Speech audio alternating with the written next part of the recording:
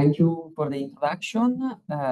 So this talk, I'm going to present and I'm going to discuss discrete random structures in the context of feature sampling models. This is a joint work with my colleagues, the University of Milano Bicocca. It's based on a series of joint works with Mario Berà, Lorenzo Ghilotti, and Tommaso Rigon. Okay. I have to move myself where? Okay. Okay. So you can attribute. Okay. Okay. So first of all, this is the main assumption that I will consider throughout the talk, which is the assumption of exchangeability.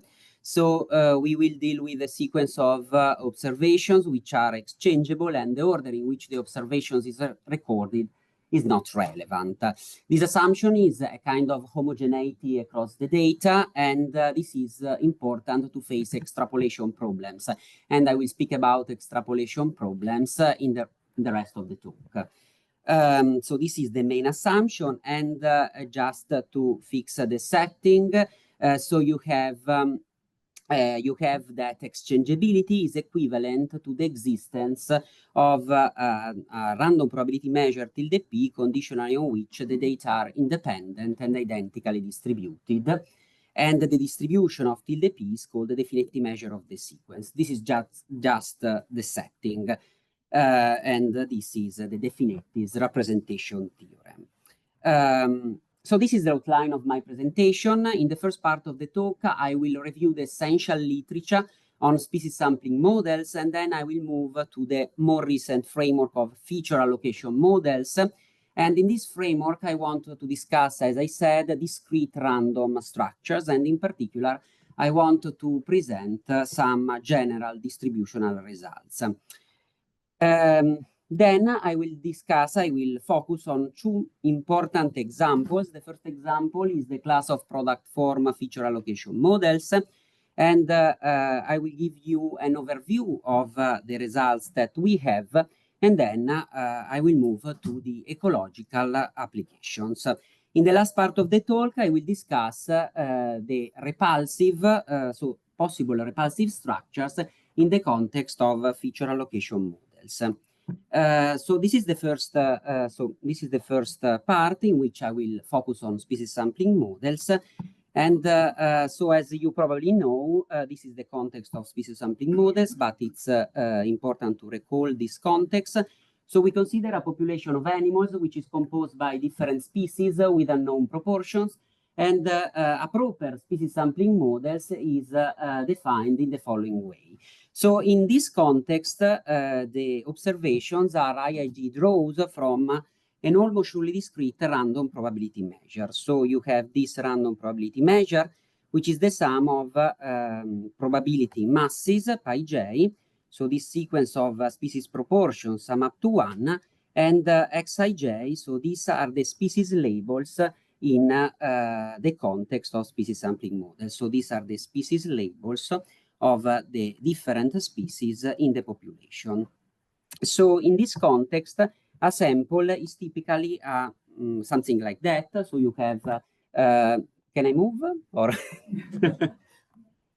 okay, so you have the cat. So the first observation is a cat. The second observation is a dolphin, and then you have a koala, and then you observe again a cat. So so you have, so this is a sample of size 6, okay? And as you can see, you observe the different labels of the different species in the population. So you have this sample. The sample from a species sampling model can be equivalently characterized in terms of different statistics. So the first one is the total number of distinct species that you have observed, which is denoted as Kn. And then you have the vector of frequency counts. So you have, for example, N1 is the number of times that you have observed the first species in the sample. For example, if you look at this as this sample of size 6, you have that the first species, so you have a cat, a dolphin, a koala, and a giraffe. So you have 4 different species, and the cat has been recorded only 2 times. The dolphin has been recorded only once, and so on. So you have 4 different species in this case, and this is the vector of frequency counts. So the sample here is equivalently characterized in terms of these 2 statistics, if you want, the number of distinct species and the vector of frequency counts. So there are a lot of results in this context, and in particular, Pittman discussed, so in the seminal paper discussed predictive and marginal rules in closed form in this general setting. Among this important class of models, you find a lot of examples. So my literature, so here the literature is far to be exhaustive. It's the essential literature that I will need for the rest of the talk. So in the context of species sampling models, there are a lot of well-known examples. The first example is the Dirichlet process. Then you have the Pitt-Mayor process, which generalizes the Dirichlet process. And then you have the entire class of Gibbs-type priors, which have been introduced by Gnedin and Pittman and de Blasi and co-authors in a statistical framework. And so these just some examples of species sampling models. And you typically in Bayesian nonparametrics, you use species sampling models in a large variety of frameworks. The first one is, you can use these species sampling models to face extrapolation problems in genetics, in ecology, in biology, and so on, and to estimate the discovery probability. And this is the seminal paper in this framework. Species sampling models are used as latent structures in a lot of in mixture models, for example. And here you have this paper in which they concentrate on the case of normalized random measures, and this other paper in which we have discussed an extension to the case of attractive and repulsive atoms. So these are some examples. There are a lot of extensions to the case of dependent populations of species and the dependent frameworks. For example, there is this work on multivariate species sampling models. This is a review on the entire class of dependent non-parametric priors, among which you find species sampling models. Finally, you can also face extrapolation problems in the dependent setting. For example, there are some contributions in this direction, and this work has been discussed yesterday in the last contributed session. For general review, you can refer to this work of Balocchi and co-authors. Now I want to move to the other setting, which is the feature sampling framework. In this setting, so this is a different setting with respect to the previous one, in which you have that an observation is a trap. So the animals are captured using traps, and in each trap you observe the presence or the absence of a species.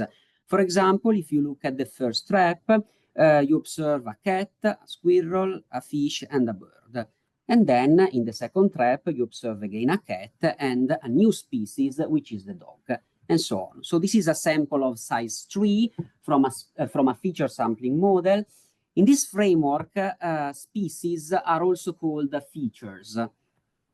And a feature, so if you have a sample from a feature sampling model, you can equivalently characterize this sample in terms of a binary matrix. So this is the binary matrix representation, in which you have multiple rows, and each row corresponds to a different trap. And you have multiple columns, and each column corresponds to a different feature or a different species. So you have that the box is colored if and only if the species has been recorded in the corresponding trap. Otherwise, the box is white. So this is another way to represent a sample from a feature sampling model. There is a third representation in the context of feature sampling model. So this is the most mathematical representation that allows you to face posterior inference and Bayesian analysis of this class of models. So in this case, a trap is represented as a random measure So it's a sum of Bernoulli random variables at different locations. And as you can see, the locations are the different features labels in the population, while here you have the different Bernoulli random variables. So you have that the Bernoulli random variable is equal to 1 if and only if the corresponding feature has been recorded in the trap. Otherwise, the Bernoulli random variable is equal to 0. And the parameters of the Bernoulli random variables are encoded in this sequence. So these are the parameters of the Bernoulli random variables, Sj. So all the parameters of this statistical model are collected in this measure, mi, which is a discrete measure, as you can see. It's the sum. So here you have the parameters. So these are the features proportion. These are the features proportions, and these xj are the different features labels. And these are all the parameters of the infinite dimensional statistical model. This is just to sum up the statistical model that we are dealing with. So you have that these are called Bernoulli processes. These observations are called Bernoulli processes. And the parameter of the statistical model is infinite dimensional. And you typically, since we are in a Bayesian nonparametric conference, you place a nonparametric prior in this framework. So you have that this is the prior distribution on this statistical model. And this is our parameter of interest. As you can see, so if you look at this parameter of the statistical model, this parameter can be written as a functional of a marked point process psi. So psi is a marked point process, which is defined in this way. It contains the different labels, the different features labels, and the different features proportions. And this is a marked point process. I don't want to show you a lot of technical details, but I want to point out that point process theory and Palm calculus are essential tools in order to face Bayesian analysis of this class of models. And this is just a technical condition which is not required in the sequel. This is the technical condition. So we have that in order to obtain, to face posterior inference and to obtain closed form expressions of the main quantities of interest, this is the main assumption. So the k factorial moment measure of the point process is sigma finite. So we obtain results on in a very general setting.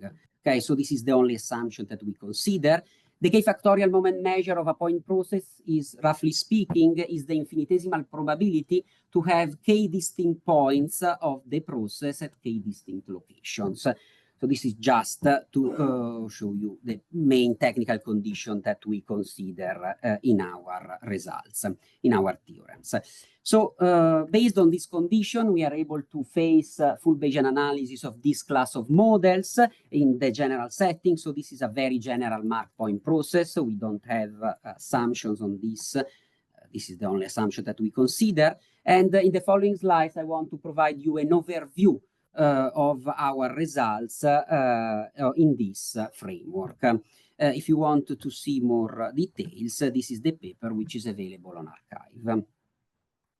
So just again, in the species setting, you have that the sample is equivalently characterized in terms of the total number of distinct species and the vector of frequency counts.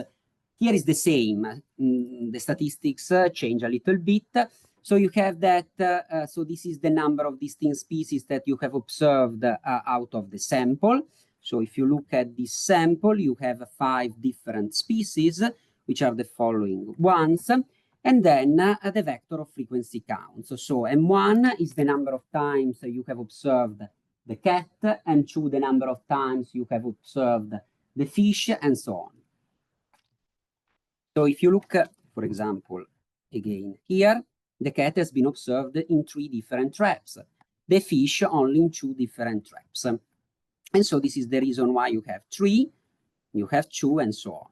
So the sample, again, is equivalently characterized in terms of the total number of distinct features in this context and the vector of frequency counts, M1 and 2, MK. Okay. So it's possible to provide closed form expressions for the predictive distribution. So it's possible to show the marginal distribution and the related exchangeable feature probability function, which is connected to the marginal distribution, and I will denote in this way. And finally, the posterior distribution of this class of models. So if you want, as I said, to see the details, you can refer to the following papers where the results are instrumental to prove predictive characterizations or sufficientness postulates, but I will not discuss this point in the talk. So as I said before, it's important to rely on point process theory and pulp calculus to obtain these predictive marginal and posterior. And if you look at our results, all the results depend on this probabilistic object, which is the reduced palm version of the original point process psi. So just to give you an idea on the reduced palm version of a point process, this is the point process psi conditionally on the fact that you have observed the different atoms at different locations. So this is just to give you an idea on the technical details. I have no time to focus on these three, the predictive and the marginal and the posterior, and I show you only some details on the predictive rule. So this means that you want to predict the outcome of the next step given the sample. You have to characterize the next step given the data. And this is just an intuition. So the next step may contain a certain number of all the features of all the species that you have observed out of the initial sample. For example, here you have the cat, the fish, and the squirrel. And then it can also contain a certain number, of new features or new species. In this case, you have the duck and the frog. So you have both old species and new species in the next step. This is just the intuition behind the predictive distribution. We have, as I said, closed form results for the predictive distribution, and this is the mathematical, the more formal representation that we provided in the paper. So you have that the next, so this is the conditional distribution of the next step given the data. As you can see, that it is the sum of two main components. A part in red, which refers to the old features in the initial sample, and a part in green, which is a new Bernoulli process, which contains the new features that you may observe in the next step. So this is the mathematical representation, and this is just the distribution that we have. As you can see, the distribution of the different elements depend on this reduced palm version of the point process psi, which contains the features labels and the features proportion.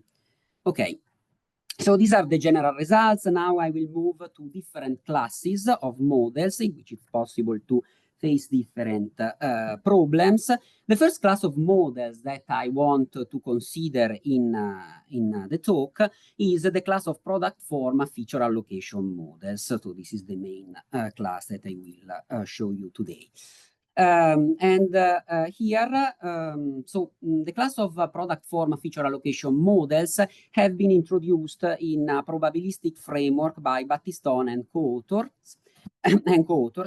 And the class of EFPF in product forms are defined in this way. So the EFPF, so the marginal distribution in some sense of this class of models is the following one. As you can see, it has a product form. This is the reason of the name. These are discrete random structures. I have no time to show you, but these are discrete random structures. And so if you look at the prior and the underlying random measure, and as you can see, they are characterized by two parameters, alpha, which is less than 1, and theta, which is bigger than minus alpha. And on a sequence of weights. So this is a general class. So you have a sequence of weights, which is the sequence V and K. And the sequence of weights must satisfy the following recursive equation. And this prominent class has been analyzed in the following paper, which is available on arXiv with Lorenzo and Tommaso.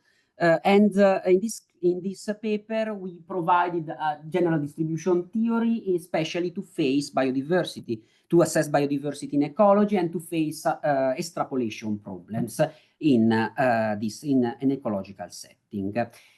This class is a prominent class because I think that this class shows, so in the paper we prove that it shows a lot of similarities with the class of Gibbs type priors in the context of species sampling setting. I can say that this class is the analogous class to Gibbs type priors, but in the context of feature sampling models. So this is a very important class, I think, for this reason. So it's a class in which you obtain closed form results and so on. I want to show you. So first of all, so here you have the class in full generality, and here you have that the sequence of weights, V and K, is very general. How can I choose the sequence of weights? So it's possible, so we focus first of all on the case alpha less than 0, and then possible choices of V and K are the following ones. So the first one, the first choice, V and K, is corresponds to the known beta Bernoulli model introduced here by Griffiths and Garamani, and this is the first choice. Then, as you can see here, this V and K depends on a parameter n. You can consider mixtures over the parameter n, and then you get other examples. For example, the Poisson mixtures of beta Bernoulli models, the negative binomial mixtures of beta Bernoulli models, and so on. So here you have alpha less than 0, and if you consider alpha less than 0, it's possible to show that in all these examples, the number of features in the population is assumed to be finite. So this is the main assumption. So if you consider alpha less than 0, then the number of features in the population is finite. This is the first class of models within the class of VFPF in product form. And then you have other important examples. So consider now alpha, the parameter alpha, in between 0 and 1. And then a possible choice of the sequence of weights V and K is the following one. So V and K is this one, and this is the 3-parameter IBP, which has been introduced in the literature. You can see that this V and K depends on a parameter gamma, and you can mixture over the parameter gamma, and then you obtain the gamma mixtures of IBPs. And this is another example. So in all these examples, in particular, if alpha is in between 0 and 1, then you are implicitly assuming that the number of features in the population is not finite. So this is the main assumption if you consider alpha in between 0 and 1. So just to summarizing, we have two important classes, two important examples. The class of mixtures of beta Bernoulli models, in which the number of features in the population is assumed to be finite. And then you have the class of mixtures of Indian buffet processes, in which the number of features in the population is assumed to be infinite. And in the applications, we want also to provide a guide in order to understand if it's better to assume that the number of features is finite or not. So we will see in the next slides. So now, as I said, I want to consider the problem of biodiversity estimation to assess the biodiversity in an ecological community. So you have an ecological community of plants or animals, and how can we measure the biodiversity according to our model? So there are two possible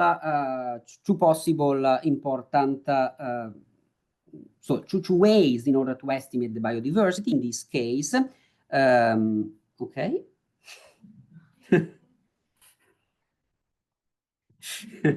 Okay.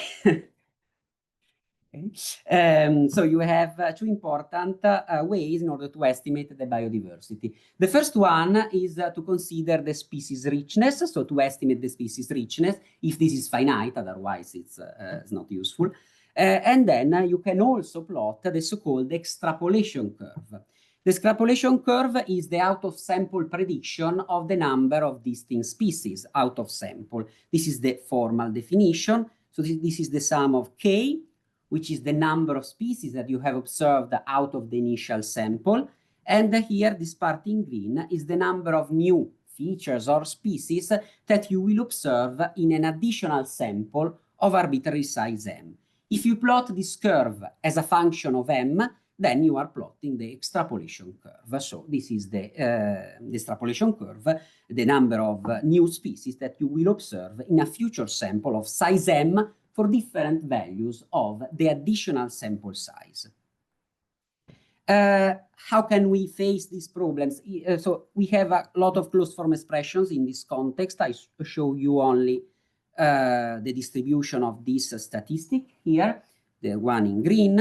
So this is the probability distribution of the number of new features that you will observe in a new sample of size m. As you can see, it has a closed form expressions, which is true for the entire class of EFPF in product form. Then you can specialize this theorem for the example of interest. So you can face prediction and extrapolation problems in closed form. It's very simple. And the extrapolation curve, as I said, has a simple expression, but this is also true for example, the species richness and for many other sample statistics in which you are typically interested in this context. So if you want to see the details, you can refer to the paper which is available on arXiv.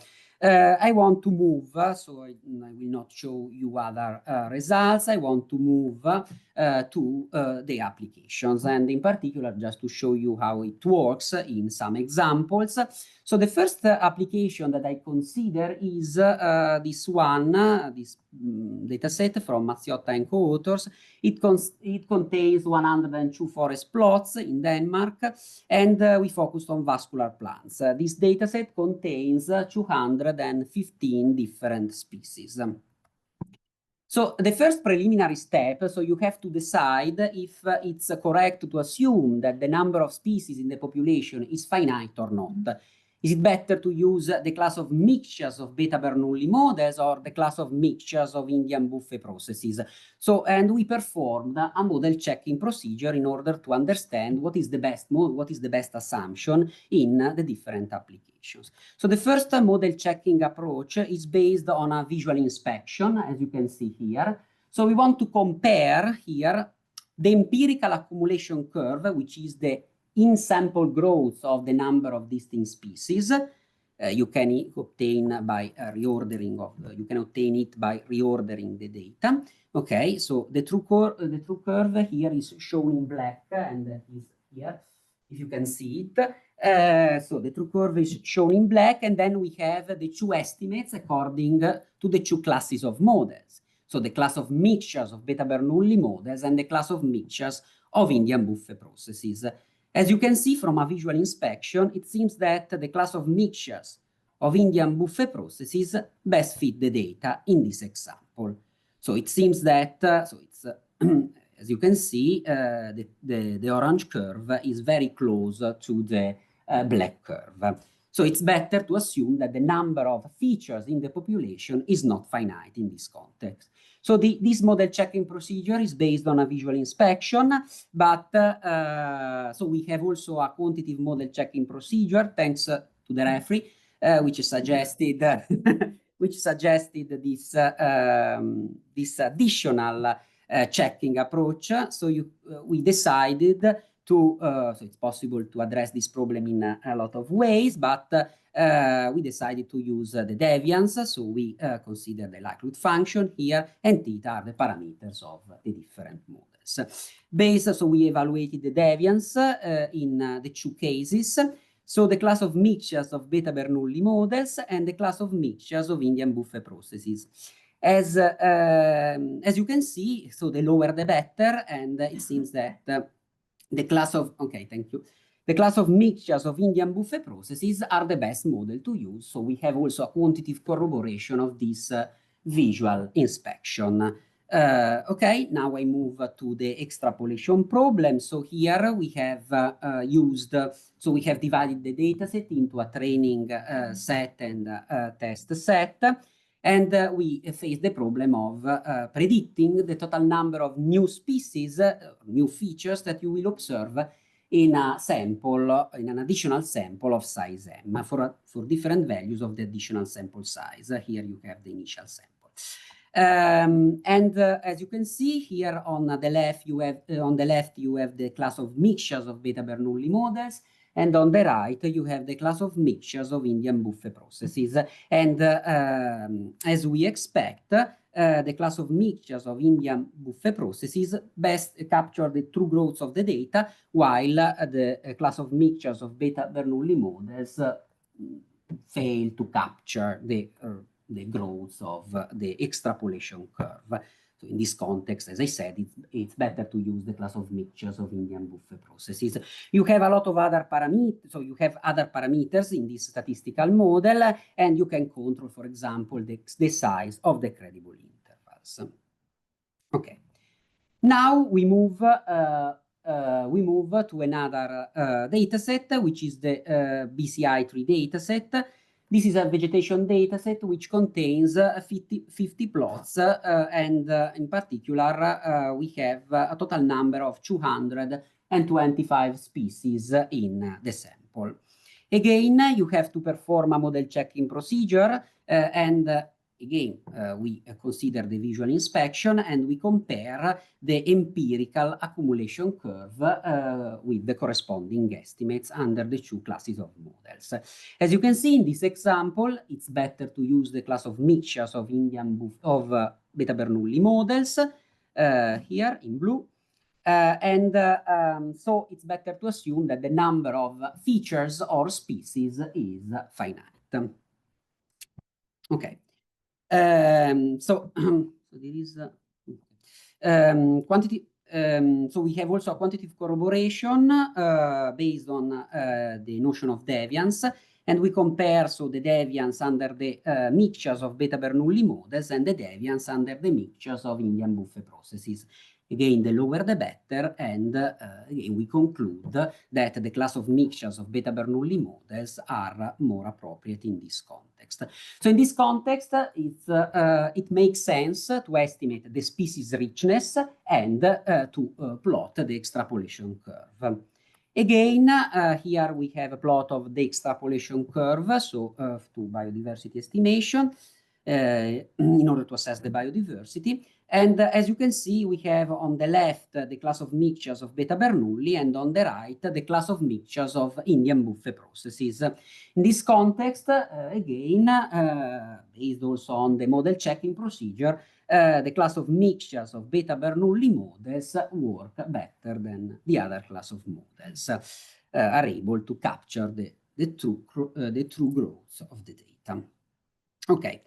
And as I said, in this context, it's also possible to estimate and to provide also the posterior distribution. We have it in closed form, but I don't want to show you in the talk. So you have the posterior distribution of the species richness. Here you have the posterior under different model specifications. As you can see, you obtain that the point estimate of the number of distinct species in the population is 295, and you have that, so you obtain always similar posterior estimates under the different model specifications, but you obtain different variances. So what is different are the variances in this framework. So if I have time, I can, okay. So this is the ecological application and the class of EFPF in product form. Then I would like to discuss another preliminary, if you want, class of models, and I want to show you this class of model through an example. So the example is, so you have this problem which has been suggested by Ord in 1978. To me, has been suggested by a colleague of mine, and so the problem is contained in order. You have trees which are randomly distributed in a forest, and the observations are generated by different surveyors who are annotating the locations of the different trees in the forest. So the questions that we want to address: how to estimate the total number of trees in the forest, and what are the locations of unobserved trees. So you want to create a kind of map of the forest in order to understand where it's more likely to observe new trees, new vegetation in the forest. So the model that we have used is a feature allocation model. So this is the title of my talk. So we use again a feature allocation model, which you have that the observations are modeled as Bernoulli processes, and this is the latent parameter of the model. In this case, the features labels are the different locations of the trees in the forest, and we assume we model these locations through a determinantal point process, which is a repulsive point process. The idea is that trees don't grow very close to each other, and so we use, for this reason, a determinantal point process to also have a spatial information. And then you have the features proportions, which are the different probabilities to observe the trees. Okay, standard priors are based on the assumptions that the locations are IID. Here we use a determinantal point process because we want to have a spatial information. We want to locate the unseen trees, and we want that the trees interact with each other. So as I said, in this case, we have marginal, predictive, and posterior. Again, it's possible to obtain results in closed forms and other quantities of interest. But I have no time to discuss the details. On the other hand, I want to show you a simple application. It's a dataset which contains the 134 trees in a forest. And as I said, the observations are generated by different surveyors who are annotating the locations of the different trees in a forest. And again, we consider the test set and the training set, and we consider different sample sizes in this context. As I said before, we want to estimate the total number of trees in the forest. Here we used an approximate computational strategy to estimate the total number of trees. You have an underestimation here. This is due to the computational strategy, which is efficient from the computational standpoint, but it has this problem. Exact inference is also possible in this context. I want to move to the more compelling problem of creating the map of the forest and to locate the unobserved trees in the forest. Here you have different panels, and each panel corresponds to a different sample size. And here you can see that there are different elements. So the black crosses, which are the unobserved trees, the red dots, which are the observed trees in the forest, and finally these yellow regions. And the yellow regions are the regions where it's more likely to locate an unseen trees. And if you look at, for example, this here, you can see that our model is able to, so this is the region where it's more likely to observe the unseen trees, and you can see that the black crosses align pretty well with these yellow regions. So the model is able to understand, to locate the unseen trees based on this repulsive assumption. Okay. So just to wrap up, if I have time, okay, 1 minute, it's enough. So first of all, I hope I have convinced you that it's important to use discrete random structures in the context of feature allocation models. These structures are extremely useful. It's possible to obtain closed form expressions for many quantities of interest.